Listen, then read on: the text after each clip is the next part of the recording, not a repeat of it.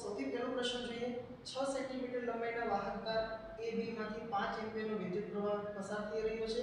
આકૃતિ પરથી બિંદુ P આગળનું આપણે ચુંબકીય ક્ષેત્ર આ તારના લીધે શોધવાનું છે. આકૃતિ આપેલી છે આપણને 6 સેન્ટીમીટર લંબાઈનો વાહક તાર.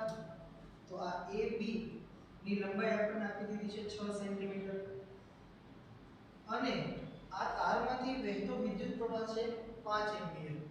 હવે અહીંયા તમે જોવા જાવ કે આપણે બાયોસાવર્ટના નિયમ આધારિત જે કંઈ અલગ અલગ કિસ્સાઓની ચર્ચા કરી એમાં સૌથી પહેલો કિસ્સો જો તમે યાદ કરો તો એમાં આપણે તારવણી કરી હતી પરિમિત લંબાઈના પ્રવાહધારી તારના લીધે મળતું ચુંબકીય ક્ષેત્ર. પરિમિત લંબાઈ એટલે આપણને તારની કોઈ ચોક્કસ લંબાઈ છે આપેલી હોય. અહીંયા આગળ તમે જોવા જાવ તો એ જ કિસ્સો લાગુ પડશે કારણ કે આપણને આ તારની લંબાઈ 6 સેન્ટીમીટર આપી દીધી છે. તો પહેલા તો આપણે એનું સૂત્ર લખીએ કે પરિમિત લંબાઈના તારના લીધે એ તારથી a જેટલા લંબ અંતર આપણે એ સિમ્બોલ છે વાપર્યો હતો. ચુંબકીય ક્ષેત્ર જે છે μ0/4π I/a sin phi1 plus sin phi2 આ સૂત્ર આપણે જોયું હતું. અહીંયા આગળ બધા પદને સમજી લઈએ. μ0/4π એ અચળાંક છે. μ0 ની કિંમત 4π × 10⁻⁷. I એ તારમાંથી વહેતો વિદ્યુત પ્રવાહ છે જે આપણને પ્રશ્નમાં આપેલો છે 5 એમ્પીયર. આ a જે છે એ લંબ અંતર છે. હવે એ કયું લંબ અંતર? તો કે જે બિંદુએ આપણે ચુંબકીય ક્ષેત્ર મેળવવાનું છે ત્યાંથી લઈને તાર સુધીનું લંબ અંતર છે. હવે અહીંયા તમે જોવા જાવ કે આ તાર AB અને P બિંદુ અહીંયા છે. આ અંતર આપણને આપ્યું છે 5 સેન્ટીમીટર. આ તરફ પણ 5 સેન્ટીમીટર. તો તમે જોવા જાવ કે આ સમદ્વિભુજ ત્રિકોણ બને છે. આપણે જોઈએ છે લંબ અંતર. તો લંબ અંતર કઈ રીતે બનાવી શકાય? તો કે આપણે આ બિંદુ આગળનું ચુંબકીય ક્ષેત્ર મેળવવું છે તો હું એક કામ કરું કે આ બિંદુમાંથી તાર AB પર એક લંબ દ્વિભાજક દોરી રહ્યો આ રીતે. તો આ જે અંતર છે અહીં એક કામ કરીએ આ બિંદુનું નામ આપી દો M. તો આ P થી M સુધીનું જે અંતર છે એ આપણા માટે થશે લંબ અંતર 1. બીજી એક ખાસ વાત કે આપણને આ આખા AB તારની લંબાઈ આપી છે 6 સેન્ટીમીટર. આ લંબ દ્વિભાજક દોરવાથી આ બાજુનો ભાગ થઈ જશે 3 સેન્ટીમીટરનો અને આ બાજુનો ભાગ પણ થઈ જશે 3 સેન્ટીમીટર. હવે આ a આપણે અહીંથી મેળવી શકીએ કઈ રીતે? તો તમે જુઓ કે આપણે લંબ દોરેલો છે એટલે આ ખૂણો m 90 ડિગ્રી હશે. તો આ ત્રિકોણ PMB એ કાટકોણ ત્રિકોણ બને અને કાટકોણ ત્રિકોણની અંદર આપણે પાયથાગોરસનો પ્રમેય છે એ વાપરી શકીએ. પાયથાગોરસનો પ્રમેય શું કહે આપણને? કર્ણનો વર્ગ એ બાકીની બંને બાજુના વર્ગોના સરવાળા જેટલો હોય છે. તો ત્રિકોણ PMB માં કર્ણ તમે જોવા જાવ 5 સેન્ટીમીટર છે. બાકીની બંને બાજુમાં એક બાજુ 3 સેન્ટીમીટર અને બીજી બાજુ એ આપણી લંબ અંતરવાળી a છે. તો અહીંયા આગળ આપણે લખી શકીએ કે ત્રિકોણ PMB માટે કર્ણનો વર્ગ તો કર્ણ છે 5 5 નો વર્ગ લખીશું 25 બરાબર બાકીની બંને બાજુના વર્ગોનો સરવાળો 3 નો વર્ગ થશે 9 વત્તા a સ્ક્વેર. તો અહીંયાથી આપણે 9 આ તરફ લઈ જશું એટલે 25 - 9 16 a સ્ક્વેર બરાબર 16 મળશે આપણને. અને આપણે તો લંબ અંતર જોઈએ છે તો વર્ગમૂળ નીકાળીશું. તો વર્ગમૂળ કાઢશો એટલે a સ્ક્વેર નું a 16 નું વર્ગમૂળ છે 4. પણ આ જે અંતર મળ્યું એ આપણને મળશે સેન્ટીમીટરમાં કારણ કે તમે જુઓ 5 અને 3 બંને આપણે 1 સેન્ટીમીટરમાં લીધું છે. જ્યારે આ 4 સેન્ટીમીટર અંતર જ્યારે આપણે ગણતરી કરીશું ફાઇનલ ત્યારે પાછું મીટરમાં ફેરવશું. એ ખાસ ભૂલાય નહીં નહીંતર ઘાતમાં ભૂલ પડશે એ ધ્યાનમાં રાખવાનું. ઓકે તો લંબ અંતર મળી ગયું 4 સેન્ટીમીટર. હવે બીજી કઈ વસ્તુ ઘટે છે? તો એક તો આ sin phi1 અને sin phi2. phi1 અને phi2 ખૂણાઓ કયા કયા હતા? પરિમિત લંબાઈના તારના લીધે આપણે જે કંઈ ટોપિક કર્યો હતો એના અંદર આપણે વાત કરી હતી કે phi1 ખૂણો કયો છે? તો કે લંબ અંતરવાળી લાઈન અને જે બિંદુએ આપણે ક્ષેત્ર મેળવવું છે એ બિંદુને તારના કોઈ એક છેડા સાથે જોડતા મળતી લાઈન એ બંને વચ્ચેનો જે ખૂણો બને એટલે અહીંયા જો આકૃતિની અંદર આપણે બતાવીએ તો આ ખૂણો ખૂણો છે આટલો એક, તો આ એંગલને હું કહીશ phi1 અને phi2 એંગલ છે એ બીજી તરફ બનતો છે આ લંબ રેખાવાળી લાઈન અને આ જે બીજા છેડા સાથે તમે બિંદુને જોડો એનાથી મળતી લાઈન એમની વચ્ચે બનતો જે ખૂણો છે એને આપણે કહીશું phi2. તો હવે અહીંયા આપણને ખૂણાની કોઈ ડિગ્રીની અંદર કિંમત નહીં મળે, સીધે સીધું sin phi1 અને sin phi2 જ મેળવી શકીશું. કારણ કે તમે જોવા જાવ કે આપણે sin θ નું સૂત્ર શું લખીએ, sin θ બરાબર સામેની બાજુ છેદમાં કર્ણ. તો અહીંયા તમે જોવા જાવ કે phi1 જે ખૂણો છે એની સામેની બાજુ આપણી પાસે છે 3 સેન્ટીમીટર, કર્ણ કેટલો છે 5 સેન્ટીમીટર. તો તમને ડાયરેક્ટ કિંમત મળી જશે phi1 sin phi1 અને sin phi2 ની. તો અહીંયા લખીએ આપણે ઉપરાંત sin phi1 બરાબર, તો સામેની બાજુ 3, કર્ણ છે 5 અને બંને સેન્ટીમીટરમાં છે, સેન્ટીમીટર સેન્ટીમીટર કેન્સલ થઈ જશે. તો sin phi1 ની કિંમત મળશે 3/5. એ જ રીતે આ phi2 ખૂણાને ધ્યાનમાં રાખો તો આ ત્રિકોણ PMB આ જે આટલું કાટકોણ ત્રિકોણ બને છે એને ધ્યાનમાં રાખી આપણે વાત કરીએ તો sin of phi2 બરાબર સામેની બાજુ 3 સેન્ટીમીટર છેદમાં કર્ણ 5. તો એની કિંમત પણ આપણને મળશે 3/5. sin phi2 બરાબર 3/5. તો બધી કિંમતો મળી ગઈ છે. આપણું જે મુખ્ય સૂત્ર છે એના અંદર બધી કિંમતો મૂકીને સાદુરૂપ આપીએ તો ચુંબકીય ક્ષેત્ર મળશે આપણને P બિંદુ આગળ B at P બરાબર. જો μ0 ની કિંમત છે 4 pi * 10⁻⁻⁷ છેદમાં 4 pi કેન્સલ થાય એટલે માત્ર 10⁻⁷ બાકી રહેશે.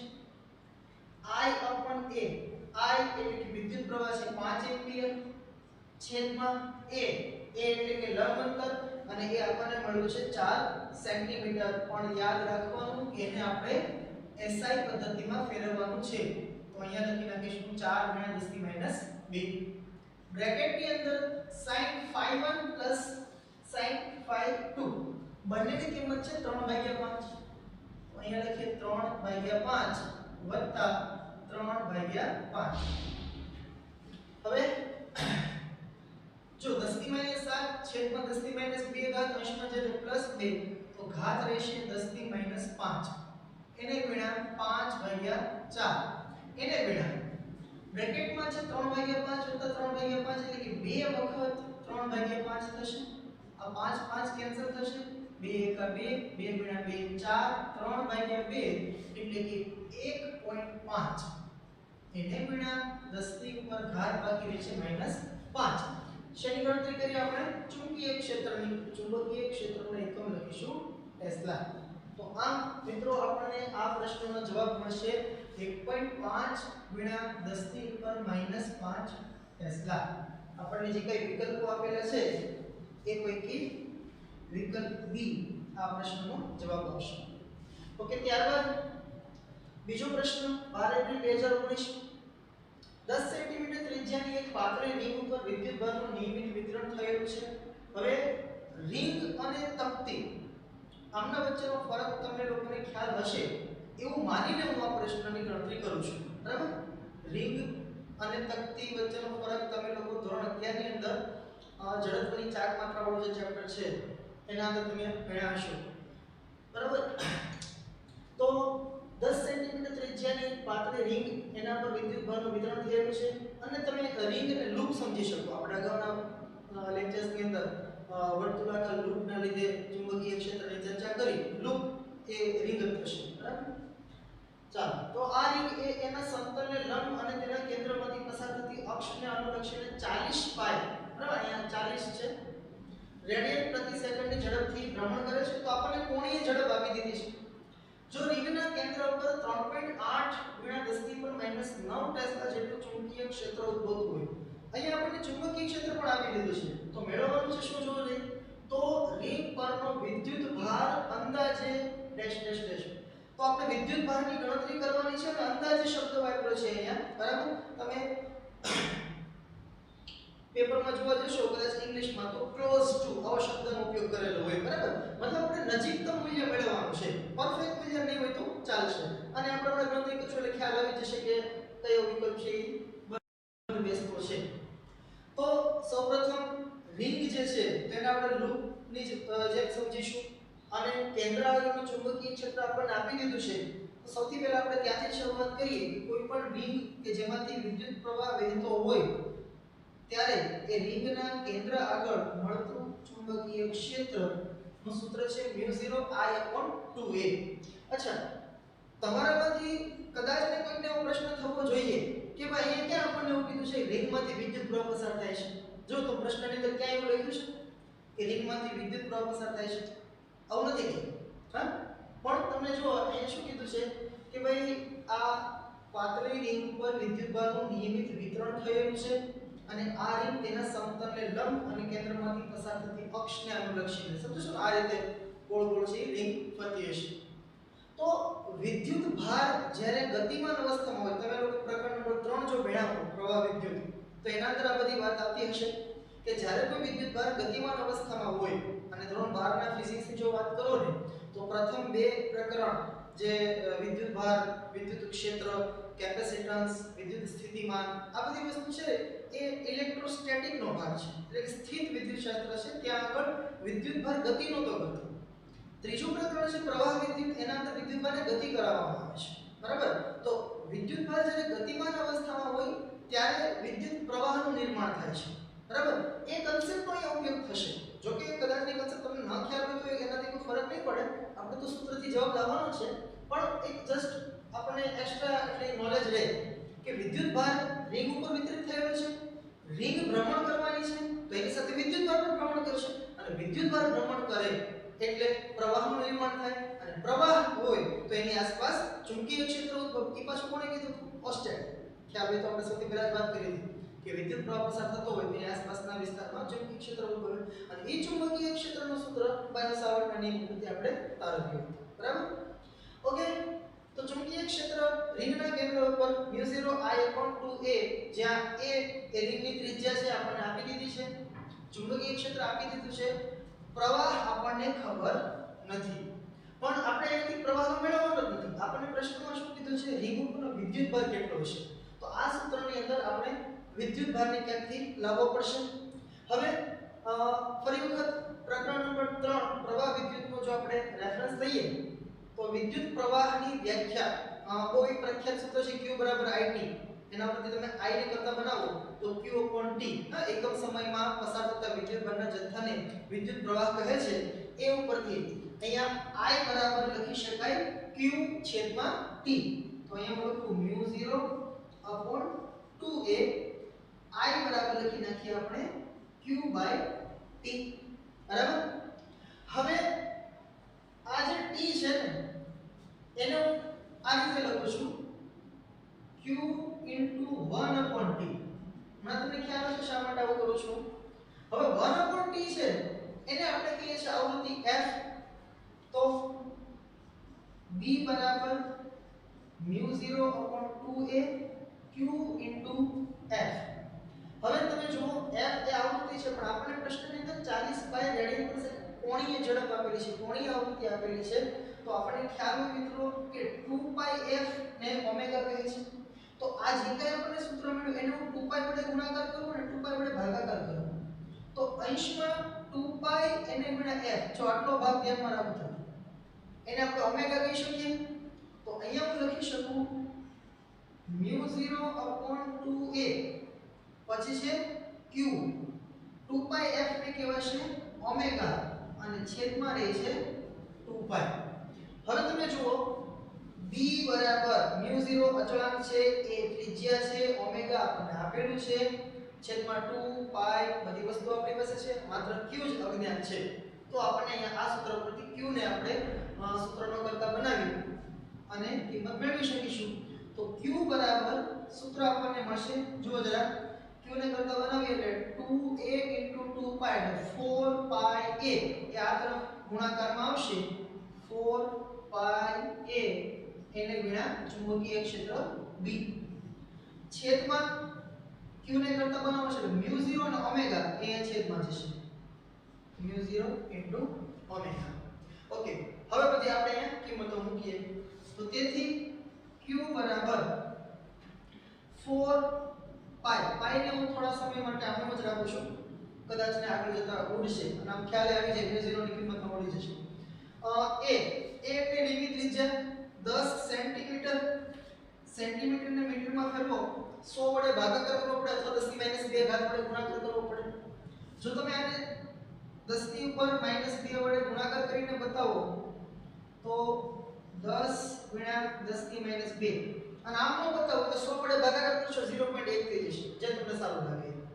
તો 4 પાઈ a b b એટલે કે ચુંબકીય ક્ષેત્ર 3.8 ગુણ્યા 10 ની ઉપર -9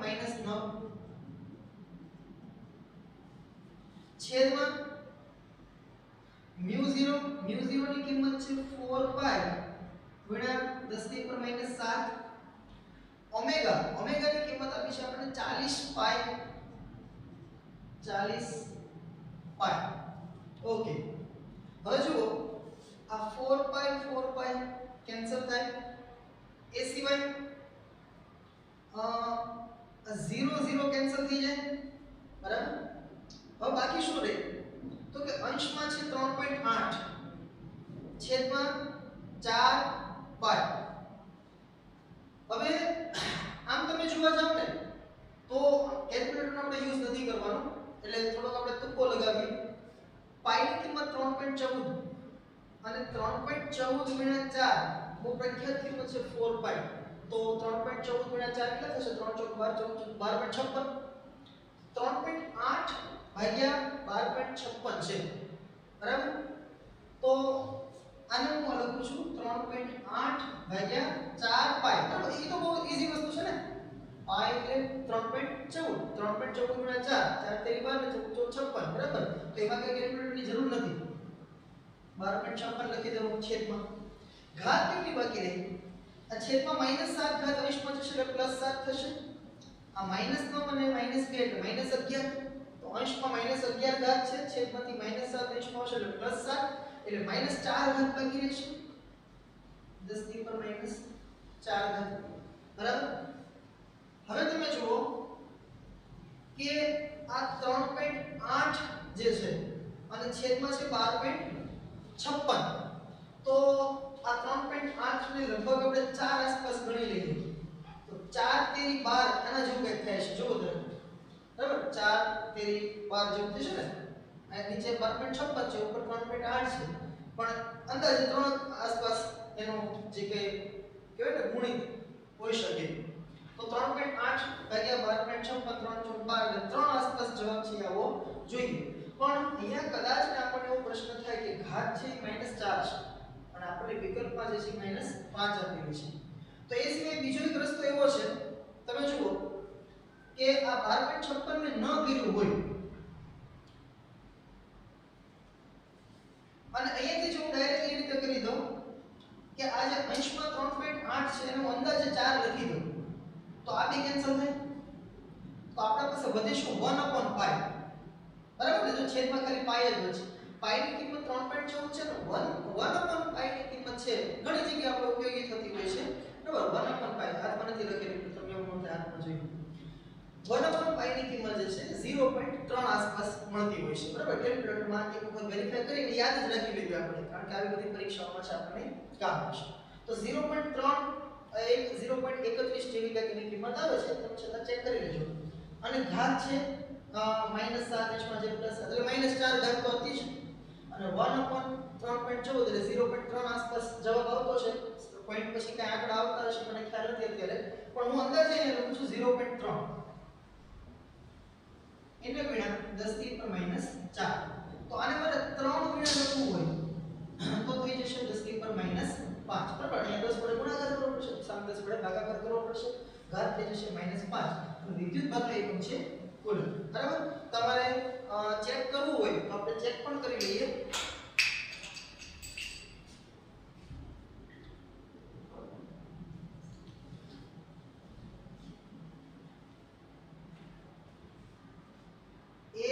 ભાગ્યા 3.14 હા 0.3184 તો આ કિંમત હવે તમે લોકો પણ યાદ રાખી લેજો કારણ કે આવી બધી કિંમતો ઘણી વખત આપણે ઉપયોગી થતી હોય બરાબર. અહીંયા મેં 0.3 લખી છે તમે 0.3184 આપણે આવી ગણતરી જોઈએ એટલે 0.32 કરી નાખો બરાબર. અને તમે જુઓ આપણે પ્રશ્નમાં શું કીધું છે, અંદાજે કિંમત લખવાની છે, તો 0.3 લખશો તો પણ કઈ વાંધો નથી, પણ મેઈન વસ્તુ અહીંયા શું છે, તમારે 1/π ની કિંમત તમને યાદ હોવી જોઈએ. બરાબર. ઓકે, તો 3 × 10⁻5 કુલમ અહીંયા વિકલ્પ બી એ આ પ્રશ્નનો જવાબ આવશે. ત્યારબાદ ત્રીજો પ્રશ્ન જોઈએ. 10 એપ્રિલ 2019 નો છે. 1 મીટર લંબાઈની બાજુઓ ધરાવતા સમબાજુ ત્રિકોણની બાજુઓમાંથી 10 એમ્પીયરનો વિદ્યુત પ્રવાહ વહે છે. તો ત્રિકોણના કેન્દ્ર પરનું ચુંબકીય ક્ષેત્ર આપણે મેળવવાનું છે. અહીંયા આપણે ત્રિકોણ પણ દોરી નાખ્યો છે. પહેલા તો એક કામ કરીએ, ત્રિકોણના શિરોબિંદુના નામ આપી દઈએ આપણે A B C. આ જે બાજુઓ છે એની લંબાઈ આપી છે આપણને 1 મીટર, અને એ બધી જ બાજુઓમાંથી 10 એમ્પીયરનો વિદ્યુત પ્રવાહ છે વહે છે, અને આપણે કેન્દ્ર પરનું ચુંબકીય ક્ષેત્ર મેળવવાનું છે. તો પ્રવાહની દિશા આપણને ક્યાંય આપી નથી, અને વિકલ્પોમાં પણ જે ચુંબકીય ક્ષેત્રની દિશા વિશે ઉલ્લેખ નથી કર્યો, માત્ર આપણે મૂલ્ય મેળવવાનું છે. તો હું ખાલી આપણે ધારી લઉં કે ધારો કે વિદ્યુત પ્રવાહ છે એ આ રીતે વહે છે. બરાબર. એ તમે આમ પણ લઈ શકો, આ સમઘટિત વિષમઘટિત, જે તમને સારું લાગે. તો સૌથી પહેલી વાત તો આપણે ખ્યાલ આવવો જોઈએ કે સૂત્ર કયું ઉપયોગી થશે. આપણે અહીંયા કેન્દ્ર આગળનું ચુંબકીય ક્ષેત્ર મેળવવું છે અહીંયા. બરાબર. તો તમે જુઓ કે આ નીચેનો જે તાર છે B થી C સુધીનો, એમાંથી પ્રવાહ વહેતો હોય તો એના લીધે પણ એક ચુંબકીય ક્ષેત્ર મળશે. આ A થી C સુધીનો તાર છે એનાથી પણ એક ચુંબકીય ક્ષેત્ર મળશે, અને આ તારના લીધે પણ હશે. બરાબર. તો ત્રણેયનો આપણે સરવાળો કરવો પડે. બીજી એક વાત કે ત્રણેય તાર જે છે એ સમાન લંબાઈના છે, ત્રણેય બાજુઓ સમબાજુ ત્રિકોણની છે, ત્રણેયમાંથી વિદ્યુત પ્રવાહ પણ એકસરખો પસાર થાય છે. મતલબ કે કોઈ એકનું ચુંબકીય ક્ષેત્ર અહીંયા કેન્દ્ર આગળ કેટલું છે એ આપણે જો ગણતરી કરી લઈએ તો પછી એને ગુણ્યા 3 જ કરવાનું રહે, કારણ કે તાર બધા સરખા જ છે ને, લંબાઈ સરખી છે, દરેકમાંથી વિદ્યુત પ્રવાહ એકસરખો પસાર થાય છે, અને સમબાજુ ત્રિકોણનું કેન્દ્ર બધા તારથી એક સરખા અંતરે જ આવેલું છે. બરાબર.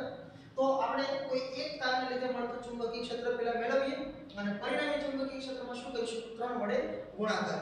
હા, બીજી એક વાત ખાસ એ પણ ખ્યાલ આવવો જોઈએ કે 3 વડે ગુણાકાર કરો એનો અર્થ એવો થાય કે ત્રણેય બાજુથી મળતા ચુંબકીય ક્ષેત્રનો આપણે સરવાળો કર્યો. હવે કદાચ તમારા મનમાં પ્રશ્ન થવો છે કે સરવાળો શા માટે?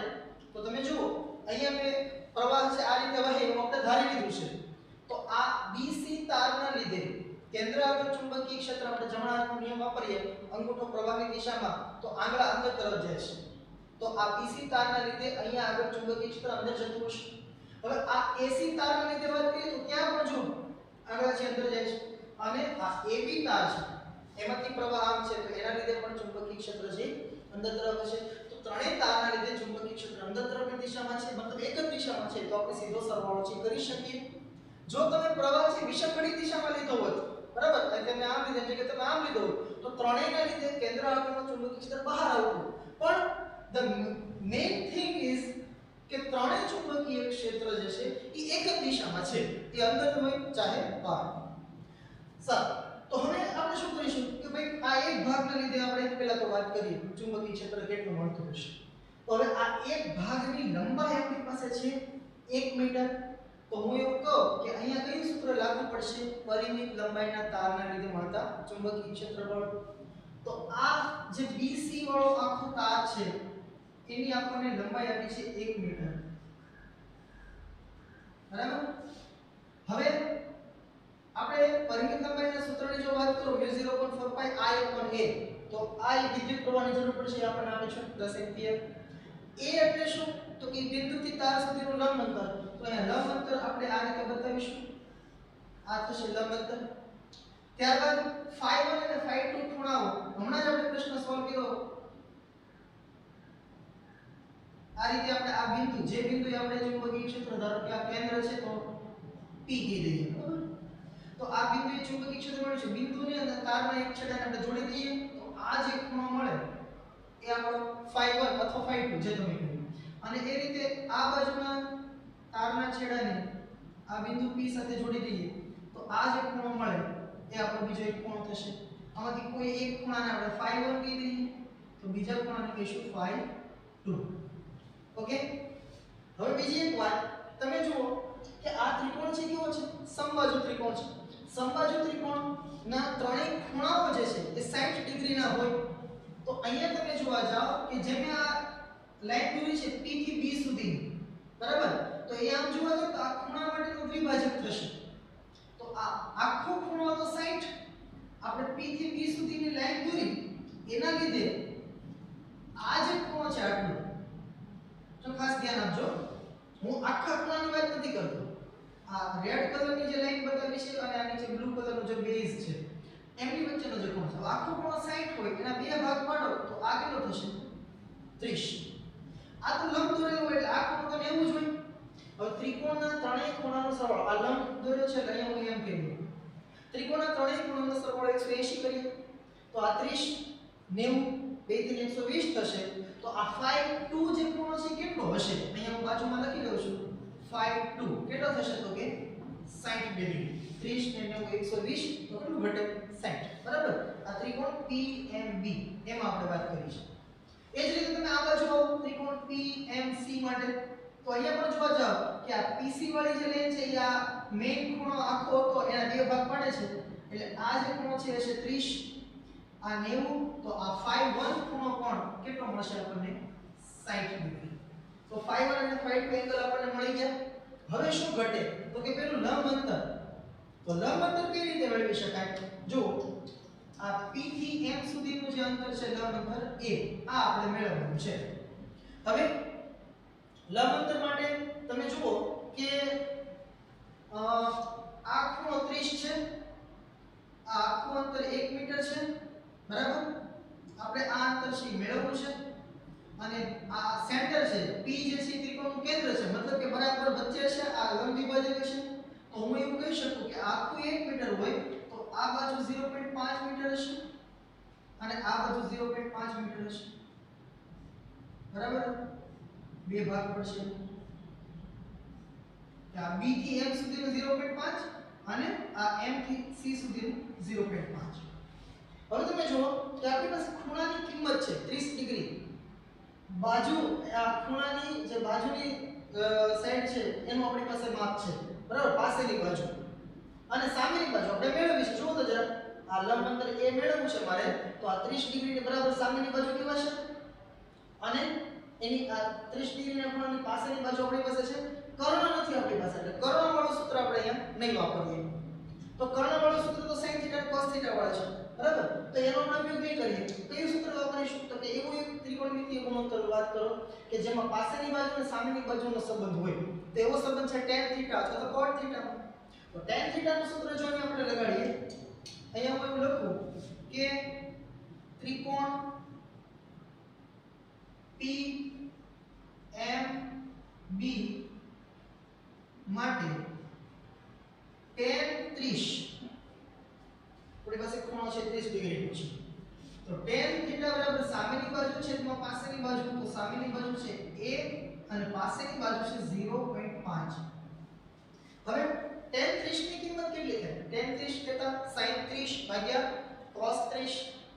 sin 30 થશે 1/√3 છેદમાં cos 30 થશે √3/2, બરાબર? અહીંયા હું લખી નાખું sin 30 1/2, સોરી sin 30 હું કદાચ 1/√3 બોલ્યો, ભૂલ છે મારી. sin 30 1/2 છેદમાં cos 30 કેટલું થાય? √3/2, 2 કેન્સલ. તો tan 30 ની કિંમત મળશે આપણને 1/√3 બરાબર a/0.5. તો અહીંયા તરફ 1/√3 છે, 0.5 ની સામે જવા દઈએ તો આપણને a બરાબર મળશે 0.5/√3, બરાબર?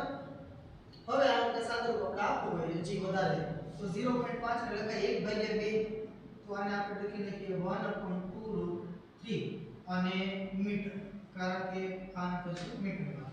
ઓકે, આ મળી ગયો આપણને લંબ અંતર. હવે હું એવું લખું છું અહીંયા કે બિંદુ P આગળનું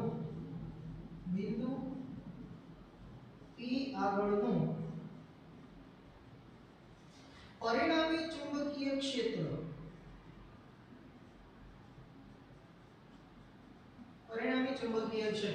તો પરિણામી ક્ષેત્ર મેળવવા માટે શું કરીશું? આપણે વાત કરીએ કે પહેલા તો એક વિભાગના લીધે મળતું ક્ષેત્ર મેળવશું અને ત્રણ એક સરખા જ છે એટલે 3 વડે ગુણાકાર કરીશું. તો હું એવું લખું કે બી નેટ બરાબર 3 વખત બી ઓફ બીસી. સમજાય છે કે બીસી વિભાગના લીધે મળતું ક્ષેત્ર એને ગુણ્યા 3 તો બરાબર 3 ગુણ્યા આ બીસી વિભાગ છે પરિમિત લંબાઈ વાળું સૂત્ર લાગુ પડશે એટલે μ0/4 પાઈ I upon A sin phi 1 plus sin phi 2 બરાબર 3 ગુણ્યા μ0/4 પાઈ કિંમત થશે 10 ની ઉપર -7 ઘાત I તો આ તારમાંથી વહેતો વિદ્યુત પ્રવાહ આપેલો છે આપણને 10 એમ્પિયર છેદમાં A શું મળે છે 1/2√3 તો પહેલા તો આપણે આનું લખી નાખું પછીના સ્ટેપમાં આપણે સાદું કરવું અથવા તો અહીંયા ડાયરેક્ટ કરી નાખીએ 1/2√3 છે તો છેદનો છે અંશમાં તો 2√3 છે એનો અહીંયા અંશમાં લખી દઈશું અને બ્રેકેટની અંદર sin phi 1 sin phi 2 તો phi 1 અને phi 2 બંને ખૂણાઓ આપણને કેટલા મળ્યા 60 ડિગ્રી તો sin 60 sin 60 અને sin 60 ની કિંમત થશે √3/2 so √3/2 plus √3/2 that is 2 times √3/2 બરાબર આટલું સ્ટેપ જરા તમે સમજી શકો જે ઓછી છે એટલે હું સ્ટેપ કાપી નાખું છું પણ તમે જરા સાથ આપજો હવે જો આ બે કેન્સલ થાય આ √3 જે બ્રેકેટમાં છે એ અને એ 12 તો બંનેનો ગુણાકાર એટલે 3 થઈ જશે એટલે આપણને મળશે જો જરા 3 એને ગુણ્યા 10 ની પર -7 અને અહીંયા 10 ની પર +1 એટલે 10 ની પર -6 એને ગુણ્યા 2 અને આ √3 ગુણ્યા √3 એટલે 3 તો 3 ગુણ્યા 3 9 9 ગુણ્યા 2 18 તો 18 ગુણ્યા 10 ની પર -6 અને ચુંબકીય ક્ષેત્ર મેળવવું છે એટલે કે ટેસ્લા તો આપણને વિકલ્પ અચ્છા માઇક્રો કીધું છે તો આ -6 ગયો છે એટલે માઇક્રો કહી દઈશું તો 18 માઇક્રો ટેસ્લા અને આપણને વિકલ્પ જે છે એ મળશે ડી સારું ત્યારબાદ પ્રશ્ન નંબર 4 આકૃતિમાં દર્શાવ્યા મુજબ એકબીજાને લંબ રૂપે રાખેલા બે અનંત લંબાઈના તારમાંથી સમાન વિદ્યુત પ્રવાહ બરાબર આ આકૃતિને ખાસ ધ્યાનપૂર્વક જોજો એમાંથી I જેટલો વિદ્યુત પ્રવાહ વહે છે તો P બિંદુ આગળનું પરિણામી ચુંબકીય ક્ષેત્ર મેળવો પહેલા તો આકૃતિને વ્યવસ્થિત સમજી લો જો એક તાર આ રીતે છે અનંત લંબાઈનો છે આમ અનંત થી આવે છે અને આમ આગળ અનંત સુધી જાય છે એક તાર આ રીતે છે બંને એકબીજાને લંબ છે બરાબર લંબ રૂપે રાખેલા છે બિંદુ P અહીંયા છે બરાબર બે અનંત લંબાઈના તારમાંથી બે સમાન વિદ્યુત પ્રવાહ એટલે આમાંથી વિદ્યુત પ્રવાહ જેટલો પસાર થાય એટલો જ આમાંથી બરાબર અને જો વિદ્યુત પ્રવાહની દિશા ખાસ જોજો તમે કઈ રીતે આપેલી છે આ આડો તાર છે એમાં પ્રવાહ આ રીતે જાય છે x દિશામાં અને ઊભો તાર છે એમાં ઉપર તરફ એટલે કે y અક્ષની દિશામાં વિદ્યુત પ્રવાહ છે એ જાય છે હવે આ બંનેના લીધે આપણે આ બિંદુ P આગળનું ચુંબકીય ક્ષેત્ર મેળવવાનું છે બીજી એક ખાસ વાત કે આ જે આડો તાર છે એનાથી બિંદુ P નું લંબ અંતર આપી દીધું છે d એ રીતે આ જે ઊભો તાર મૂકેલો છે અહીંયા એનાથી પણ બિંદુ P સુધીનું લંબ અંતર આપણને આપી દીધું છે d આપણે અહીંયા P આગળ ચુંબકીય ક્ષેત્ર મેળવવાનું છે બીજી એક ખાસ વાત કે આકૃતિની ઉપર આ વધારાનું નથી ભૂલથી ન દોરાઈ ગયું આ પ્રશ્નમાં આપેલું છે આ રીતની આકૃતિ આપી છે આ x અક્ષ અને આ y અક્ષ તો આ એવું બતાવે છે કે આપણે આ તરફની અક્ષને x લેવાની છે ઉપર છે y લેવાની છે સામાન્ય આપણે લેતા જોઈએ પણ અહીંયા તમને ચોખવટ પણ કરી દીધી છે બહાર તરફ અક્ષ હોય તો z લેવાની ઘણી બધી વસ્તુની જરૂર પડે તો આપણે ચુંબકીય ક્ષેત્રની દિશા નક્કી કરવામાં જરૂર પડે તો ચાલો હવે તમે જુઓ કે આ બે તારના લીધે આ P બિંદુ આગળ આપણે ચુંબકીય ક્ષેત્ર મેળવવાનું છે તો પહેલા આપણે એક કામ કરીએ કે આ જે આડો તાર છે એનો કીધું તાર નંબર 1 અને ઊભો જે તાર છે એને કીધું તાર નંબર 2 તો P બિંદુ આગળનું ચુંબકીય ક્ષેત્ર B નેટ બરાબર શું લખાશે B1 B2 પણ ચુંબકીય ક્ષેત્ર સદિશ રાશિ છે તો અહીંયા આપણે સરવાળો કરતી વખતે આપણને અત્યારે હજી ખબર નથી કે ચુંબકીય ક્ષેત્ર છે એક દિશામાં છે વિરુદ્ધ દિશામાં છે બરાબર તો પહેલા હું સદિશ લખીશ અને પછી આપણે એનો સરવાળો કરી અને ચુંબકીય ક્ષેત્ર છે મેળવી લઈશું બરાબર આ પરિણામી ચુંબકીય ક્ષેત્રનો આપણે મૂલ્ય મેળવીશું છેલ્લે હવે B1 એટલે શું તો કે આ જે આડો તાર છે એના લીધે P બિંદુ આગળ ચુંબકીય ક્ષેત્ર તો આ આડો જે તાર છે અનંત લંબાઈનો છે એનાથી આ P બિંદુ D જેટલા લંબ અંતર આવેલું છે તો યાદ કરો સૂત્ર અનંત લંબાઈના તારથી કોઈ લંબ અંતરે r લંબ અંતરે હોય કે a લંબ અંતરે હોય તો આપણી પાસે સૂત્ર શું હતું μ0 I/2 πr બરાબર આપણે અગાઉના લેક્ચરની અંદર એ વસ્તુની તારવણી કરી છે તો અહીંયા આગળ હું આ P1 બરાબર શું લખી શકું આ તાર 1 ના લીધે બિંદુ P આગળનું ચુંબકીય ક્ષેત્ર μ0 I/2 પાઈ r અથવા a જે ટૂંકમાં લંબ અંતર હોય એ તો અહીંયા લંબ અંતર કોણ છે d બરાબર પણ અહીંયા આપણે દિશાને પણ ધ્યાનમાં રાખવી જોઈએ તો હવે તમે જુઓ કે આ જે તાર છે તાર નંબર 1 આમ આડો છે બરાબર એમાંથી વિદ્યુત પ્રવાહ આ રીતે પસાર થાય છે તો અંગૂઠો જમણા હાથનો પ્રવાહની દિશામાં રાખો તો આંગળા ચુંબકીય ક્ષેત્રની દિશા બતાવે જુઓ જરા આ રીતે તો અહીંયા નીચેના ભાગમાં ચુંબકીય ક્ષેત્ર છે એ આમ અંદર જતું હશે પણ આપણને જે બિંદુ P હોય તે ઉપર બાજુએ છે તો તમે જ્યારે આ રીતે આંગળા વાળો તો અહીંયા નીચે અંદર તરફ તો આ વાળીને આ ઉપરની બાજુએ જોવા જાવ તો આ રીતે બહાર આવતું હશે બરાબર તો અહીંયા આ બિંદુ આગળનું ચુંબકીય ક્ષેત્ર આ પહેલા તારના લીધે ક્યાં હશે બહાર તરફ અને બહાર તરફની દિશાને હું કહીશ z કેરેટ બરાબર આમ સામાન્ય રીતે આપણે k કેપ બતાવતો હોઈએ પણ વિકલ્પ તમે જુઓ x કેપ અને y કેપ એ રીતે આપેલા છે તો આપણે z અક્ષની દિશામાં એકમ સદિશ z કેપ પર બતાવીએ છીએ k કેપ નથી લખતો ચાલો પ્લસ હવે B2 એટલે કે આ જે ઊભો બીજો તાર છે એના લીધે આ P બિંદુ આગળનું ચુંબકીય ક્ષેત્ર તો ફરી વખત એ પણ અનંત લંબાઈનો તાર છે P બિંદુ એનાથી d જેટલા લાંબ અંતરે છે તો ત્યાં પણ સૂત્ર આવશે μ0 I/2 પાઈ d હવે એની દિશાની જો વાત કરીએ તો પ્રવાસી ઉપર તરફ છે અંગૂઠો આપણે રાખીશું આમ બિંદુ P આ તરફ છે તો આ તરફ આંગળા જો અંદર તરફ જાય છે તો અંદર તરફ આ x આ y બહાર તરફ પ્લસ z હોય તો અંદર તરફ માઈનસ z હશે અહીંયા લખી નાખીએ આપણે માઈનસ z તો તમે જોવા જાવ μ0 I/2 પાઈ d μ0 I/2 પાઈ d બંને એક સરખા છે મૂલ્યની દ્રષ્ટિએ પણ આ જે છે એ z કેપ એટલે કે બહાર તરફ આપતી દિશામાં છે અને આ માઈનસ z કેપ એટલે અંદર તરફ જતી દિશામાં છે તો સમાન મૂલ્યના ચુંબકીય ક્ષેત્ર છે પરંતુ પરસ્પર વિરુદ્ધ દિશામાં છે તો સીધી વસ્તુ છે કે બંને કેન્સલ થશે પરિણામી ચુંબકીય ક્ષેત્ર કેટલું થઈ જશે 0 તો આ પ્રશ્નનો જવાબ આવશે વિકલ્પ A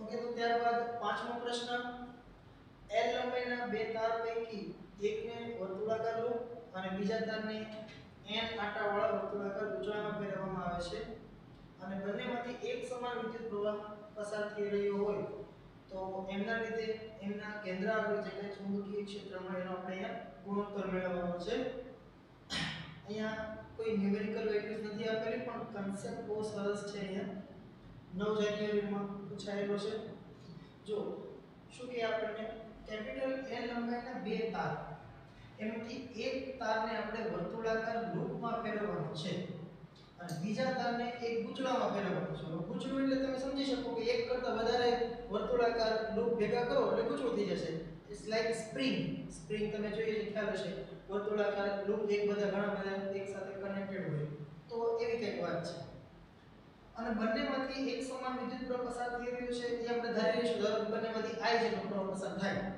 અને એમના લીધે એમના કેન્દ્ર આગળ ચુંબકીય ક્ષેત્ર જે મળે તો પહેલા તો આપણે એક કામ કરીએ કે જે પહેલો તાર છે એને શેમાં ફેરવેલો છે વર્તુળાકાર લૂપમાં તો પહેલા એક કામ કરીએ આપણે કે ધારો કે આ એક તાર છે અને આ તારની જે લંબાઈ છે એ છે L બરાબર બે તારની લંબાઈ આપણે સરખી આપણે ખાલી પહેલા તારની વાત કરીએ છીએ તો આ બે તાર પૈકી એકને વર્તુળાકાર લૂપમાં ફેરવેલો છે એટલે આ જે L લંબાઈનો તાર છે એને આપણે આમ ગોળ વર્તુળ બનાવી દેવાનું છે તો આમાંથી જ આપણે એક વર્તુળાકાર લૂપ બનાવીએ છીએ બરાબર હવે અહીંયા વર્તુળ બને તો એની ત્રિજ્યા તો કંઈક હશે જ આની ત્રિજ્યા આપણે કંઈક ધારી લઈએ ધારો કે આની ત્રિજ્યા છે એને હું કહી દઉં r બરાબર તો જુઓ તમે લોજિકલ એવો વિચાર કરો કે આ લૂપ આપણે શેમાંથી બનાવ્યું તો કે આ L લંબાઈના તારમાંથી તો હું એવું કહી શકું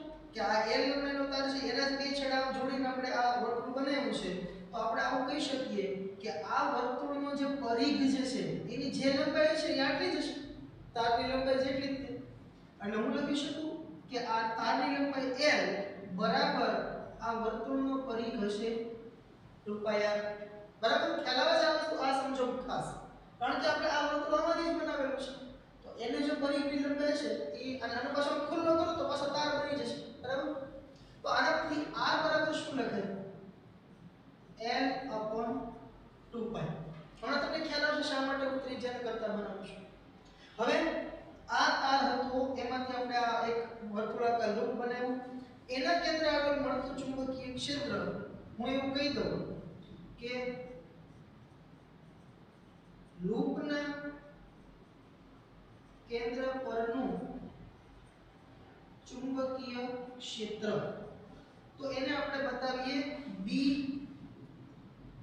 एम वडे बराबर और b1 कह दिए चलो ना કારણ કે લૂપ આપણે ઇંગ્લિશ માં બોલીએ છીએ તો એના ઉપરથી મેં એર લખ્યો તો આપણે 1 લખીએ ચલો તો b1 તો આ જે વર્તુળાકાર લૂપ છે હવે જો પ્રવાહની દિશાથી આપણે કોઈ મહત્વ નથી અહીંયા બરાબર આપણે તો ગુણોત્તર મેળવવાનો છે છેલ્લે ભૂલીનો જ ગુણોત્તર મેળવીશું આ જે લૂપ છે એમાંથી પ્રવાહ વહેતો હોય તેના કેન્દ્ર આગળનું ચુંબકીય ક્ષેત્ર તો વર્તુળાકાર લૂપ માટે કેન્દ્ર આગળનું ચુંબકીય ક્ષેત્ર સૂત્ર છે આપણી પાસે μ0I/2r અહીંયા આપણે આ ત્રિજ્યાની કિંમત મૂકવાની થાય તો ત્રિજ્યાની કિંમત મૂકી દો તો આપણને મળશે μ0I/2 r ની કિંમત શું છે l/2π તો અહીંયા l છેદમાં 2π તો છેદનો છેદ છે અંશમાં વયો જશે બરાબર હા તો અહીંયા આપણે આ બે કેન્સલ થઈ જાય તો આપણને મળશે ચુંબકીય ક્ષેત્ર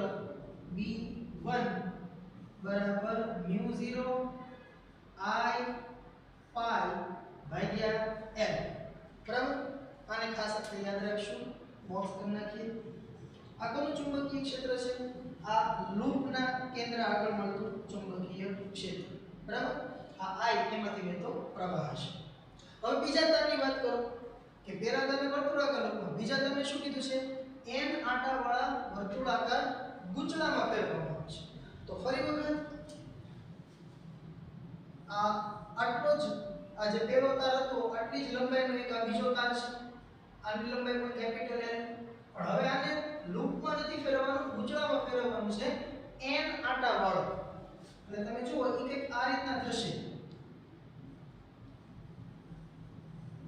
આ રીતે અહીંયા મેં આ 1 2 3 4 લૂપ બનાવ્યા છે પણ એવું જરૂર નથી ઘણા બધા આંટા હોઈ શકે બરાબર તો હવે હું એવું કહું કે આ જે તારની લંબાઈ છે l એના બરાબર એવું લખી શકાય કે આ જેટલા ગૂંચળા છે ને બધા એના પરિઘ એનો સરવાળો બરાબર લંબાઈ l કારણ કે આ જે કઈ ગૂંચળા બનાવેલા છે આપણે આમાંથી જ બનાવેલા છે આને આમ ખોલ નાખો પાછું તો પાછું l થઈ જવું જોઈએ કે નહીં સમજાય છે વાત એટલે આ જેટલા પણ અંદર આંટા બનાવેલા છે બધા આંટા છે વર્તુળાકાર સ્વરૂપે હશે બરાબર તો એમની પણ કઈ ત્રિજ્યા હશે તો અહીંયા હું એવું લખી શકું કે l બરાબર 2π અને આ જે એક ગૂંચળું બને એની ત્રિજ્યા ધારો કે સ્મોલ r કહી દઉં હાલો તો l બરાબર 2πr આવું ક્યારે લખાય જ્યારે એક જ લૂપ બનાવ્યું હોય તો પણ અહીંયા ગૂંચળું બનાવેલું છે મતલબ એક કરતા વધારે ગૂંચળા હોય છે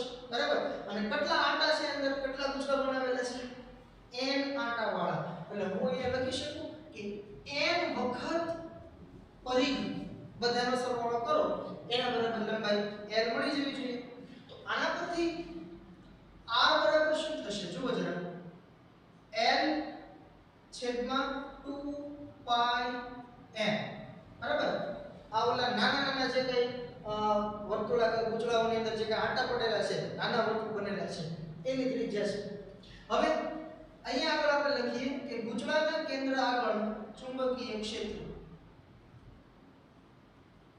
કેન્દ્ર આગળ ચુંબકીય ક્ષેત્ર તો જો આ ગૂંચળાના કેન્દ્ર આગળ જે ચુંબકીય ક્ષેત્ર મળે એને કહીએ તો B2 તો ફરી વખત આપણી પાસે જે એક લૂપ હોય તેના માટે શું છે μ0I/2a એટલે ત્રિજ્યા આપણે સ્મોલ r કીધી છે તો 2r પણ n આંટા છે એટલે ગુણાકારમાં n બરાબર અગાઉના લેક્ચરમાં આપણે પાઠ્યપુસ્તકના સ્વાધ્યાયના દાખલા જે મેં ગણાવેલા છે એમાં પણ આવો કંઈક પ્રશ્ન આપણે આવ્યો હતો બરાબર 50 આંટા વાળો એક પૂછો તો 50 વડે તો અહીંયા n છે તો n વડે ગુણાકાર n mu0 I upon 2 small r બરાબર શું છે l છેદમાં 2 pi n તો અહીંયા જુઓ આ 2 2 કેન્સલ થાય તો આપણા પાસે રહેશે n square mu0 I pi છેદમાં l આ આપણને b2 મળ્યું હવે પ્રશ્ન આપણને એવું કહે છે કે આ બેનો આપણે ગુણોત્તર મેળવવાનો છે તો ગુણોત્તર કેટલો થશે હું અહીંયા રેડ પેનથી લખી દઉં છું જેથી કદાચ અક્ષર છે બીજામાં જાય તો તમને વ્યવસ્થિત દેખાશે b1 ભાગ્યા b2 b1 હતું આપણી પાસે mu0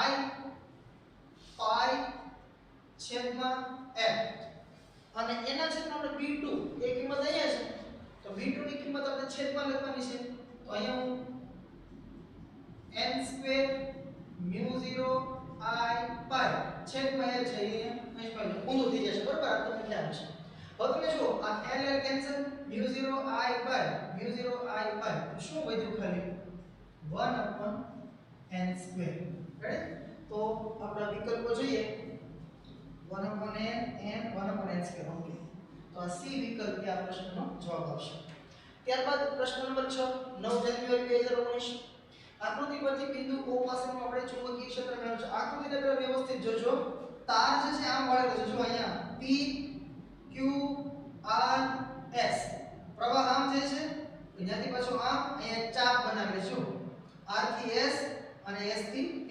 બરાબર આ રીતના પ્રવાહ છે એમાં વહે છે અને આ આટલા P Q R S જે આખો આ લૂપ બને છે એના લીધે આપણે આ O બિંદુ આગળ ચુંબકીય ક્ષેત્ર મેળવવાનું છે આ O થી R સુધીનું અંતર આપ્યું છે 3 સેન્ટીમીટર O થી S આખું 5 સેન્ટીમીટર થશે કારણ કે આ RS 2 સેન્ટીમીટર આપ્યું છે એ રીતે આ તરફ પણ P થી Q 2 સેન્ટીમીટર Q થી O 3 સેન્ટીમીટર છે આ જે કઈ તાર છે એમાંથી વહેતો પ્રવાહ 10 એમ્પિયર છે અહીંયા ખૂણો 45 ડિગ્રી બને છે ખાસ ધ્યાન રાખજો કે આ R થી O કે Q થી O ત્યાં કોઈ તાર નથી એ માત્ર આપણે આગળ તરફ લંબાવીને ખૂણો બનાવેલો છે કેન્દ્ર આગળ બરાબર તાર તો આટલામાં છે P Q R S બરાબર તો આના લીધે આપણે O આગળનું ચુંબકીય ક્ષેત્ર મેળવ્યું છે તો સૌથી પહેલા તો આપણે શું કહીએ આવો પ્રશ્ન આપણે અગાઉ કદાચ કર્યા છે આનો ભાગ પાડી દો કે P થી Q વાળો ભાગ છે એને કીધું 1 Q થી R 2 R થી S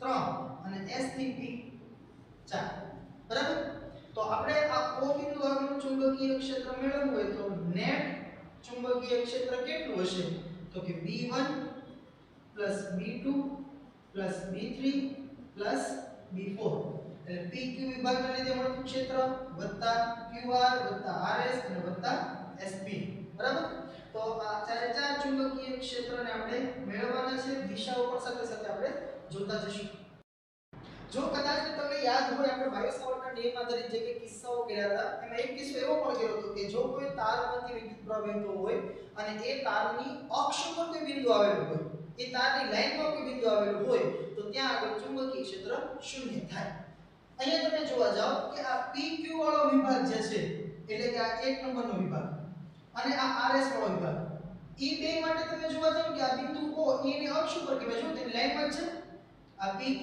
તારમાંથી જે પ્રવાહ વહે છે એની લાઈનમાં છે બિંદુ O એ રીતે RS માંથી પ્રવાહ વહે છે એની લાઈનમાં આ બિંદુ O છે બરાબર તો પહેલી વસ્તુ એ આપણને ખ્યાલ આવશે કે આ B1 છે ને એ 0 થઈ જશે બરાબર આ જે છે એ 0 એ રીતે આ B3 પણ કેટલું થઈ જશે 0 થઈ જશે બરાબર તો હવે બાકી કોણ પણ રહ્યા આ QR વાળો વિભાગ અને આ SP વાળો વિભાગ બરાબર તો હવે આ QR જે છે એ ચાર્જ છે જે કેન્દ્ર આગળ 45 ડિગ્રીનો ખૂણો આંતરે છે તો આપણે કેવો કિસ્સો પણ કર્યો હતો કે કોઈ ચાપ સ્વરૂપે કોઈ તારને વળેલો હોય તો ત્યારે કેન્દ્ર આગળ ચુંબકીય ક્ષેત્ર એ μ0I/4 pi a * θ બરાબર આવું આપણી પાસે સૂત્ર છે તો આ અહીંયા હું ડાયરેક્ટ લખી લઉં B1 0 થઈ જશે B3 0 થઈ જશે તો આપણે આ બેને સરવાળા કરવાના બરાબર તો હવે અહીંયા લખું કે નેટ ચુંબકીય ક્ષેત્ર બરાબર B2 એટલે કે આ QR વિભાગને લીધે O આગળનો ચુંબકીય ક્ષેત્ર QR વિભાગ એ આ O આગળ 45 નો ખૂણો આંતરે છે એટલે આપણને સૂત્ર મળશે μ0I/4 pi a હવે જો એ ખાસ યાદ રાખજો એ શું હતું કે જે ચાપ હોય કે કેન્દ્ર આગળ ખૂણો આંતરે છે ત્યાં સુધીની ત્રિજ્યા, તો તમે જુઓ આ QR ચાપ છે એને ધ્યાનમાં રાખીને તમે વર્તુળ બનાવો આમ, તો એની ત્રિજ્યા કેટલી થશે? આ 3 સેન્ટીમીટર, બરાબર? તો અહીંયા 3 લખીશું અને સેન્ટીમીટરમાં લખ્યું છે, ટેસ્લામાં જવાબ છે, તો આપણે આને મીટરમાં ફેરવવો જોઈએ. તો આ 3 × 10⁻² લખી દઈશું, બરાબર?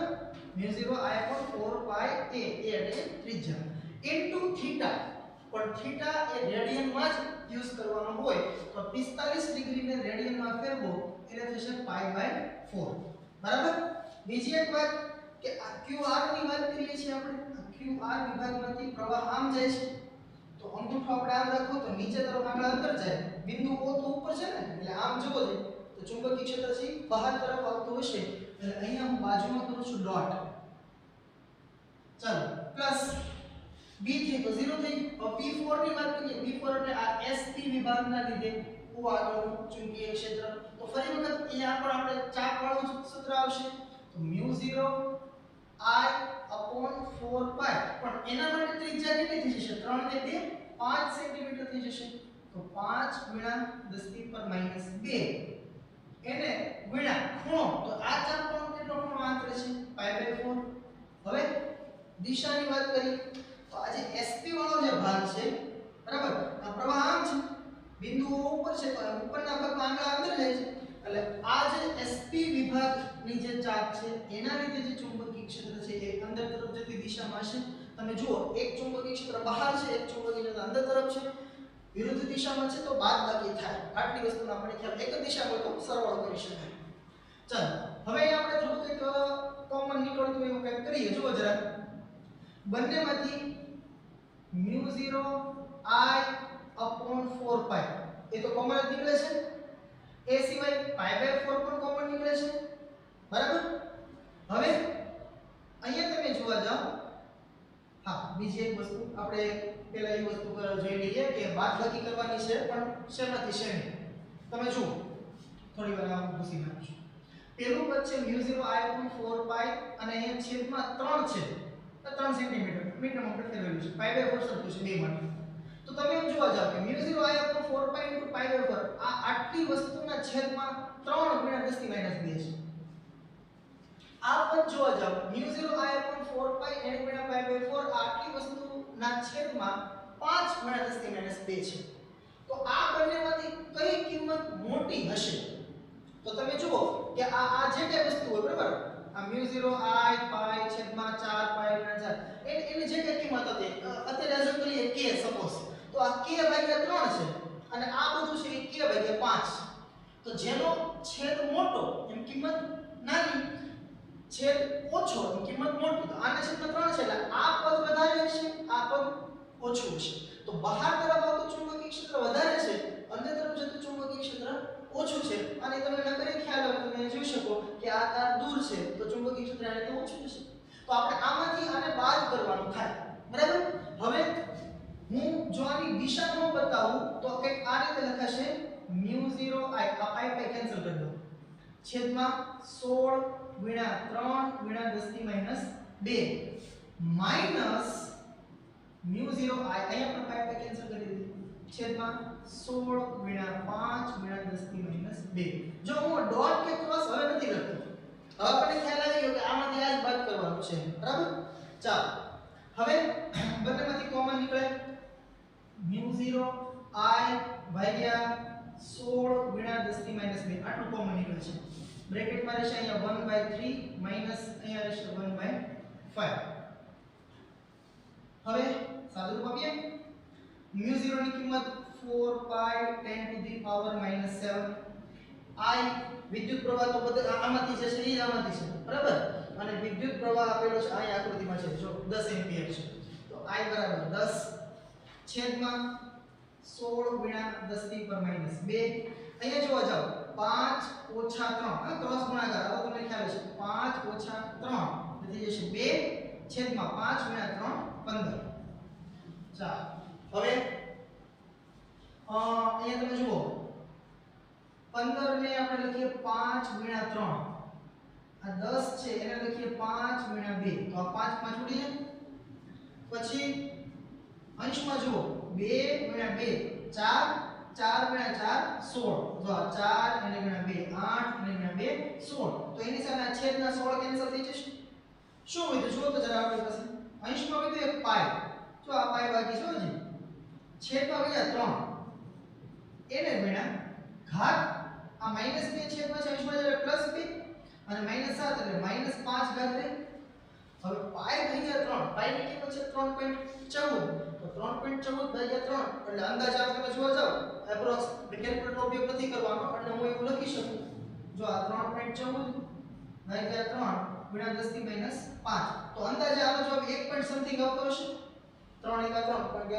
આસપાસ જ છે 3.14 તો આ 1 પોઈન્ટ સમથિંગ આપણે લઈએ એટલે અંદાજે હું 1 લઈ લઉં એટલે 1 ગુણ્યા 10 થી ઉપર -5 અને ચુંબકીય ક્ષેત્ર છે એકમ આવશે ટેસ્લા 1 ગુણ્યા 10 થી ઉપર -5 ટેસ્લા વિકલ્પ A આ પ્રશ્નનો જવાબ આવશે દિશા આપણને પૂછી નથી જો કીધી હોત તો આપણે આમાંથી આ બાદ કર્યું એટલે વધારે ચુંબકીય ક્ષેત્ર ત્યાં બહાર તરફ હતું તો પરિણામી ચુંબકીય ક્ષેત્ર છે બહાર તરફ હોય અહીંયા ભલે પૂછ્યું નથી પણ આ એક ખાસ ધ્યાન રાખજો તમે ઓકે ત્યારબાદ સાતમો પ્રશ્ન આ JEE 2016 નો છે પણ બહુ સરસ પ્રશ્ન છે જો સમાન લંબાઈ L ધરાવતા બે તાર A અને B માંથી સમાન વિદ્યુત પ્રવાહ વહી રહ્યો છે તાર A ને કેપિટલ R ત્રિજ્યાના વર્તુળ અને તાર B ને A લંબાઈની બાજુ ધરાવતા ચોરસમાં ફેરવેલો છે વર્તુળ અને ચોરસના કેન્દ્ર પર મળતા ચુંબકીય ક્ષેત્ર BA અને BB હોય તો એનો ગુણોત્તર શોધો બરાબર ફરી વખત આપણે હમણાં આગળ જે લૂપ વાળો પ્રશ્ન કર્યો એના જેવો જ છે તાર સીધો છે એમાંથી કંઈક અલગ આકાર આપવાનો છે આપણે એટલે કન્સેપ્ટ છે એ ખૂબ સારો છે આમાં અને આમે શિક્ષકોને બધા પ્રશ્ન સાદા જ લાગતા હોય પણ તમને પણ આ સારો પ્રશ્ન લાગશે એવું હું માનું છું દસ તમને ન લાગે સારું હાલો તો બે તાર છે A અને B સમાન લંબાઈ B ની સ્મોલ n પ્રવાહ છે I વહે છે શું કહે છે તાર A ને R ત્રિજ્યાના વર્તુળમાં હાલ તો પહેલા તો આપણે એની વાત કરી લઈએ કે તાર A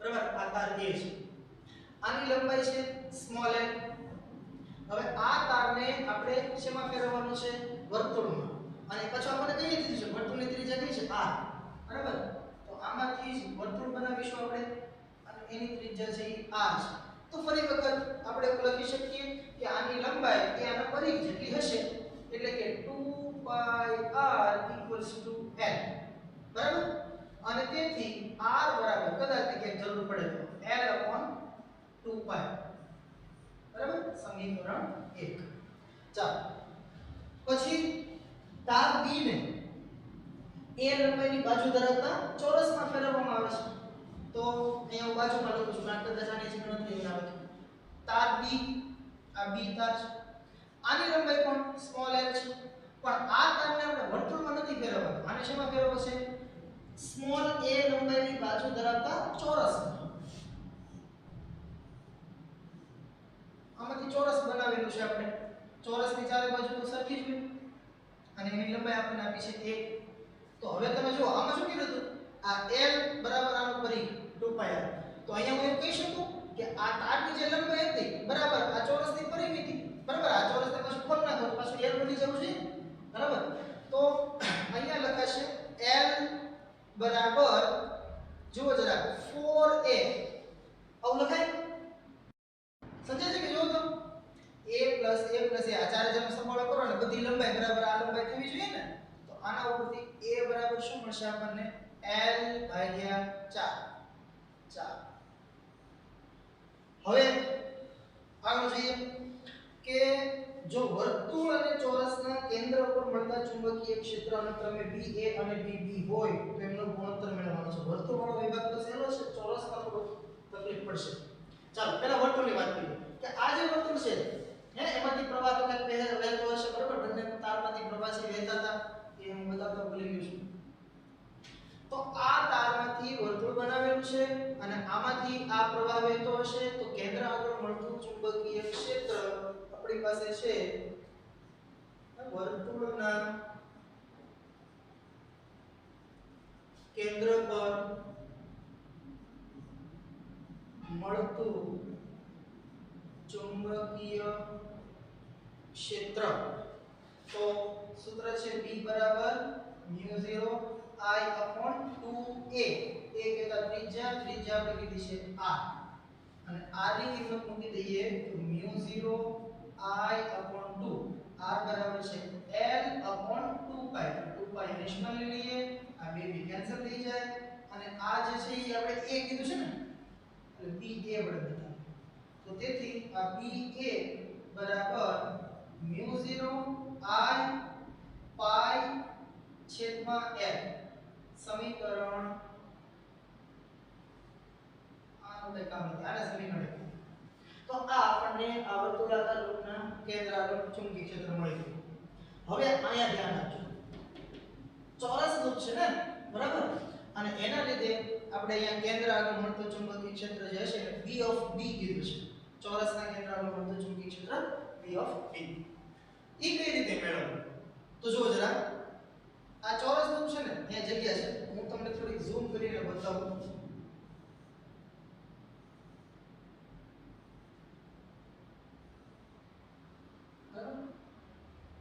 લંબચોરસ ની લૂપ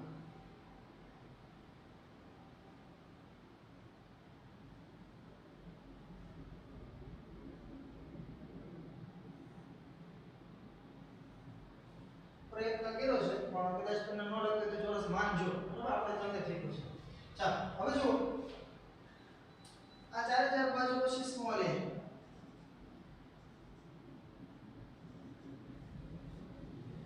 આ ચોરસ તારમાંથી બનાવેલું છે તારમાંથી વહેતો વિદ્યુત પ્રવાહ I છે મતલબ કે આ ચોરસમાંથી પણ પ્રવાહ વહેતો હશે હવે એક દિશા આપણને આપી નથી ગમે રીતે સમઘડી કે વિષમઘડી ગમે લઈ શકીએ આપણે બરાબર હમણાં આપણે ત્રિકોણવાળો પ્રશ્ન કર્યો તેમ જેવું છે તો ધારો કે સમઘડી દિશામાં પ્રવાહ લઉં તો કેન્દ્ર આગળ બધા જ વિભાગના લીધે ચુંબકીય ક્ષેત્ર છે અંદર જતું છે અને વિષમઘડી લો તો બહાર ધરાવતો પણ એક વસ્તુ નક્કી છે કે આટલા વિભાગના લીધે આના લીધે બરાબર બધાના લીધે મળતું ક્ષેત્ર એક જ દિશામાં હશે સમઘડી દિશામાં લેશો તો બધાના લીધે અંદર હશે વિષમઘડી દિશામાં પ્રવાહ વહેતો હોય તો આ બધા ચારે ચાર ભાગના લીધે મળતું ક્ષેત્ર છે બહાર તરફ છે મતલબ શું થશે હમણાં આપણે સમબાજુ ત્રિકોણવાળી વાત કરી કોઈ એક બાજુના લીધે ક્ષેત્ર મેળવ્યું અને એને વિના ત્રણ કરી નાખ્યું કારણ કે ત્યાં ત્રણ બાજુ હતી અહીં એવું જ કરશું આપણે એક બાજુના લીધે મળતું ક્ષેત્ર મેળવીએ અને પછી શું કરશું એને વિના ચાર કારણ કે ચાર બાજુ છે તો અહીંયા તમે જુઓ કે હું આ એક નીચેની બાજુ છે એની વાત કરું આ સેન્ટર છે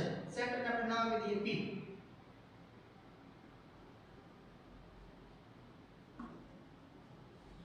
પહેલા તો આપણે આ પરિમિત લંબાઈનો તાર વાળો સૂત્ર લાગુ પડશે એ તમને એક તો ખાસ ખ્યાલ રહેવો જોઈએ બીજી એક વાત ચોરસના ચારે ખૂણાનો સરવાળો કેટલો થાય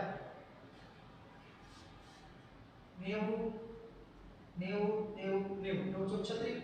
360 હવે તમે જુઓ ત્યાં આપણે ત્રિકોણમાં એ વાત કરી હતી ઓલો ખૂણો 60 નો હોય વચ્ચેથી આપણે લાઈન ડ્રો કરીએ તો 30 30 ના બે ભાગ પડે આ આખો ખૂણો છે 90 હશે તો આપણે વચ્ચેથી બે ભાગ પડે એટલે આ ખૂણો થશે 45 બરાબર એ રીતે અહીંયા પણ આ ખૂણો કેટલો થશે 45 બીજી એક વાત કે આ તારમાંથી વિદ્યુત પ્રવાહ વહેતો હોય આપણે આ નીચેના તાર માટે જ વાત કરીએ છીએ અત્યારે બરાબર તો લંબ અંતર જોઈએ આપણે લંબ અંતર થશે આ બરાબર P અને આ આખી બાજુ A છે બસ અત્યારે સુધી આપણે લંબ અંતર સ્મોલ a થી બતાવતા પણ એ તો અહીં બાજુ કીધી છે એટલે લંબ અંતર આપણે અત્યારે D વડે બતાવી દઈએ બરાબર આ લંબ અંતર છે D હવે તો જુઓ ફરીવાર એ બધી વસ્તુ થશે અહીંયા કે આ બાજુનો ભાગ થઈ જશે a/2 આ બાજુનો ભાગ પણ થઈ જશે a/2 આખી બાજુ કેટલી a બીજી એક વાત અહીંયા આપણે નામ આપી દઈએ m અને અહીંયા કંઈક નામ આપી દઈએ આપણે q ચાલો તો ત્રિકોણ PMQ આ ખૂણો 45 આ તો 90 જ હોય તો આ કેટલો થાય આ ખૂણો જે છે એ કેટલો થશે ત્રણેય ખૂણાનો સરવાળો 180 આ 90 45 તો આ ખૂણો 45 થાય અને આમ સમજો કે આપણા માટે phi1 થશે અથવા phi2 જે તમે તો આ તરફ પણ એમ જ થશે આ ખૂણો પણ કેટલાનો થશે 45 થશે બરાબર તો હવે જો હજી તો હું વાત કરું છું માત્ર આ નીચેના એક તારના લીધે આપણે આખા ચોરસના લીધે તો ચાર વડે ગુણાકાર કરવો પડશે તો આપણે પરિમિત લંબાઈ વાળું સૂત્ર વાપરશું પરિમિત લંબાઈના તાર માટેનું જે સૂત્ર છે μ0/4πr I upon d into sin of phi 1 plus sin of phi 2. તો એ sin phi 1 અને sin phi 2 ખૂણો આપણને મળી ગયા 45 sin 45 sin 45 કરી નાખશો આપણે. પણ અત્યારે હજી ઘટે છે પણ જો તો આ pm એટલે કે લંબ અંતર. તો આ લંબ અંતર કેમ મેળવી શકાય? જો તમે આપણી પાસે આ 45 નો ખૂણો છે એની પાસેની બાજુ છે a/2, સામેની બાજુ મેળવી છે tan થીટા લગાડી શકાય. તો tan 45 બરાબર અહીંયા આગળ હું લખું tan 45, તો એની સામેની બાજુ આપણું લંબ અંતર છે d છેદમાં પાસેની બાજુ શું છે a/2. और tan 45 ની કિંમત તો 1 થાય, તો d ને કરતા બનાવો તો આ a/2 અને tan 45 સાથે ગુણાકારમાં આવશે tan 45 1 એટલે d બરાબર શું મળશે a/2. તો લંબ અંતર મેળવવા આપણને a/2. હવે હું એક કામ કરું કે એની બદલે ચોરસના કેન્દ્ર પર મળતું ચુંબકીય ક્ષેત્ર B અને એને પાછું કીધું છે B of B બરાબર. તો આ જે હું ખાલી સૂત્ર લખું μ0/4 pi I upon a પેલું લંબ અંતર વાળું, તો એ તો ખાલી આ એક ભાગના લીધે થશે એટલે 4 ગુણ્યા B અને આ જે ભાગ છે એને નામ આપી દઉં R બરાબર. તો QR વિભાગના લીધે મળતું ચુંબકીય ક્ષેત્ર એને ગુણ્યા 4. તો 4 ગુણ્યા પરિમિત લંબાઈના તારના લીધે મળતું ચુંબકીય ક્ષેત્ર μ0/4 pi I upon a લંબ અંતર આપણા માટે છે અહીંયા d અને એની કિંમત મળી છે a/2. તો અહીંયા a/2 બ્રેકેટ ની અંદર sin phi 1 plus sin phi 2 બંને ખૂણાઓ મળે છે આપણને 45 45. હવે આ વસ્તુ તમને ખ્યાલ હોય શા માટે મેં phi 1 phi 2 45 લીધી, તમને આકૃતિમાં દેખાતું રહેશે sin 45 plus sin 45. ચાલો બરાબર. ચાર પડી દેવા છે આમ તો સામાન્ય તો ઉડાડે નહીં કે μ0/4 pi ની તૈયાર કિંમત આપણી પાસે 10 થી -7 થતી હોય એને આપણે આમ લખીએ μ0/4 pi આમ લખી નાખીશું. આ a/2 માં છેદમાં છેદ જે છે 2 તે અંશમાં જાય એટલે 2 અંશમાં છે 2 * 4 8 થઈ જશે. પછી I અને છેદમાં 1 sin 45 1/√2 1/√2 plus 1/√2 that is 2 times 1/√2. હવે આપણને વિદ્યુત પ્રવાહ આપ્યો છે ને I ના નથી. અચ્છા હા આપણે ગુણોત્તર મેળવવાનો છે કોઈ વાત નહીં. ચાલો હવે તમે જો ઉડાડવા છે તો આપણે કેમ કરવું સામે રાખવું છે આ લાંબા બદલાવી આ ઉડાડી દો ખાલી આ 2 અને એ છે √2 બરાબર. તો આને હું 2 ને √2 નો સ્ક્વેર લખીશું તો એક √2 કેન્સલ થઈ જાય, અંશમાં એક વખત √2 બાકી રહેશે એટલે પરિણામે આપણને મળશે μ0/4 pi 8I √2 છેદમાં a. આ મળ્યું B of B. તો આ ચોરસના કેન્દ્ર આગળ ચુંબકીય ક્ષેત્ર મળ્યું અને આ છે લૂપના કેન્દ્ર આગળનું ચુંબકીય ક્ષેત્ર છે. હા બીજી એક વાત તમે જુઓ આ a બરાબર શું છે L/4 એટલે અહીંયા હું L/4 લખી નાખું આ a ની જગ્યાએ એટલે μ0/4 pi 8I √2 આ a ની જગ્યાએ હું લખું L/4. હવે આ 4 સે ઉડાડી દીધી કારણ કે કિંમત ઉપર નથી કઈ બરાબર. હા શું મળ્યું આપણને μ0/8I √2 છેદમાં pi l. આ મળ્યું આપણને ચોરસ લૂપના કેન્દ્ર ઉપર મળતું ચુંબકીય ક્ષેત્ર. હવે આપણે ગુણોત્તર મેળવવાનો છે કોનો BA બરાબર. વર્તુળાકાર લૂપ ચુંબકીય ક્ષેત્ર અને ચોરસ લૂપના લીધે મળતું કેન્દ્ર આગળનું ચુંબકીય ક્ષેત્ર. આ બંનેનો આપણે ગુણોત્તર છે મેળવવાનો છે. ચાલો હવે ગુણોત્તર ક્યાં લખશું? તમે થોડીક વિડિયો પોઝ કરીને લખી લેજો બરોબર. હું આ ભૂસી પાછું જ્ઞાન ગુણોત્તર શીખવતો હતો આ તમે એટલું લખી નાખજો બરાબર. પાછું અહીંયા ગણતરી કરી નાખું છું. આ તો આપણે મેળવવું છે BA ભાગ્યા B of B. BA mu 0 I pi ભાગ્યા m બરાબર અને છેદમાં હા તો આને આપણે અહીંયા ઉલટાવીને લખી નાખીએ pi l છેદમાં mu 0 8 I √2.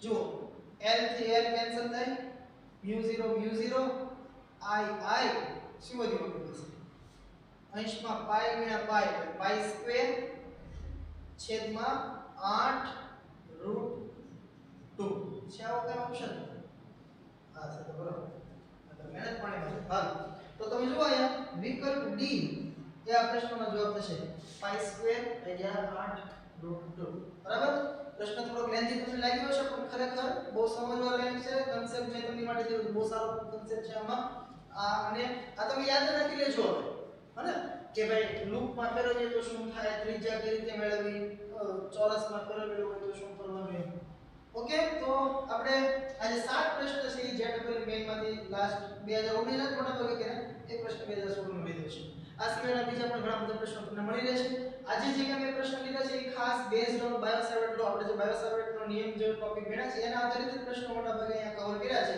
કદાચ અમુક પ્રશ્ન રહી પણ જતા હશે તો તમે લોકો જાતે સોલ્વ કરજો અને એમાં કંઈ તમને ડાઉટ લાગે તો તમે પૂછી શકો છો થેન્ક યુ